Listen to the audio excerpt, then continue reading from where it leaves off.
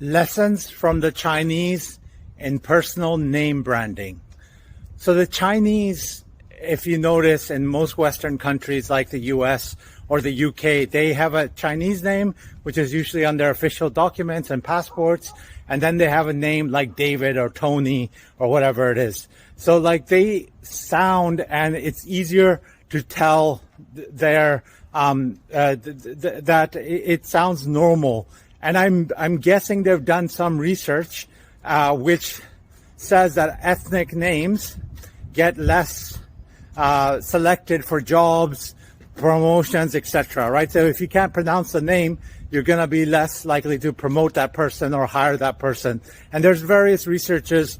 If you look at people with black names, black sounding names like Tyrone, and when they apply for jobs, they've been discriminated against. And it's also, Muslim names, maybe in the UK, might get discriminated against. So the Chinese, what they've done is they always have David or Tony. And then what they do is their surname is usually Chan or something that you can recognize the ethnicity is Chinese, but for the sake of pronunciation and sales, they adopt their name.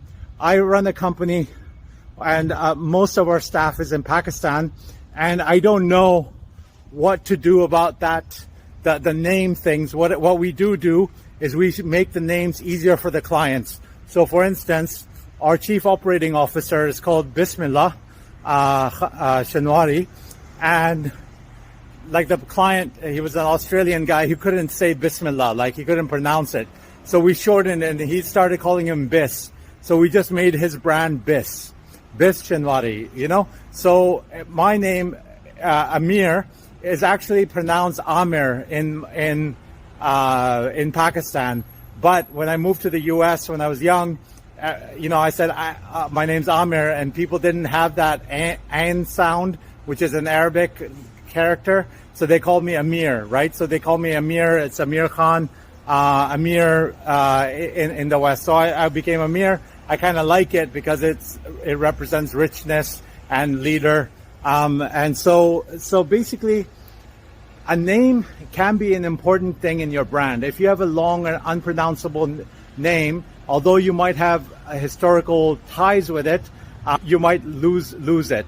Now, many actors, actresses in the US, especially people that worked in the media, they changed their name. Like Marilyn Monroe she had a different name.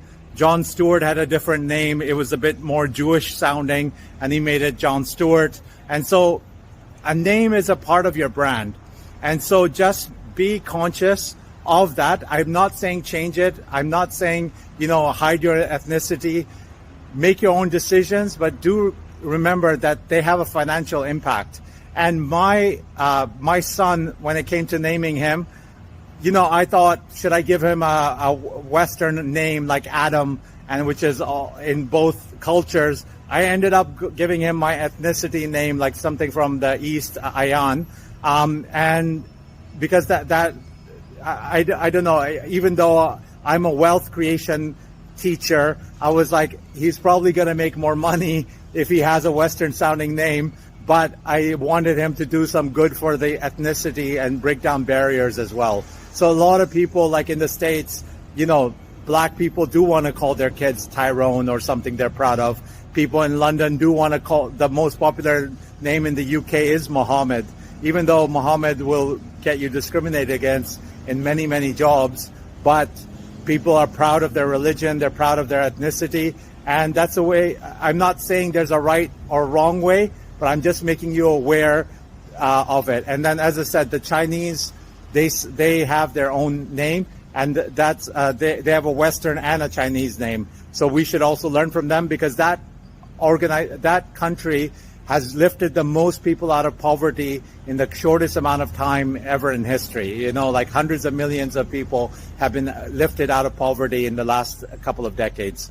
So lessons, learn from around the world with AmirAnzur.com.